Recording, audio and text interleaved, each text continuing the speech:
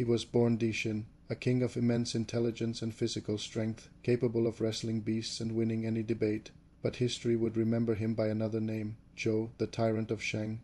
At first his reign showed promise, but power, absolute and unchecked, began to curdle into something darker. He grew bored with mere governance and thirsted for novelties beyond imagination. His descent was fueled by a legendary beauty, his consort Doji. It was said she whispered ideas of unparalleled extravagance into his ear, and he eagerly brought them to life. He commanded the construction of a pleasure garden unlike any other, a vast lake, not of water, but of the finest wine, so large one could row a boat across it, and beside it a forest where the trees did not bear fruit, but hung with skewers of sizzling roasted meat.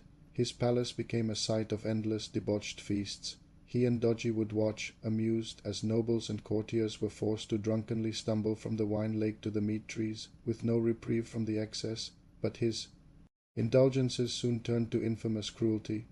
For his amusement he devised the cannon-burning punishment, where victims were made to hug a scorching bronze pillar until they met a horrifying end.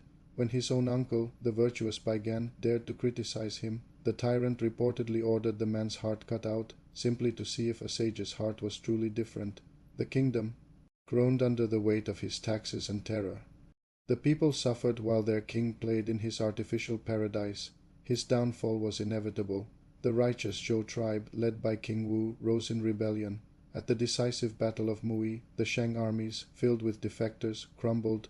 Trapped in his dear terrace pavilion, surrounded by the symbols of his decay, the tyrant saw his end. He chose to die as he lived in a final, dramatic act of defiance, setting his palace ablaze and perishing in the flames. The victorious Zhou dynasty wrote his history, ensuring he would be forever remembered as the ultimate cautionary tale.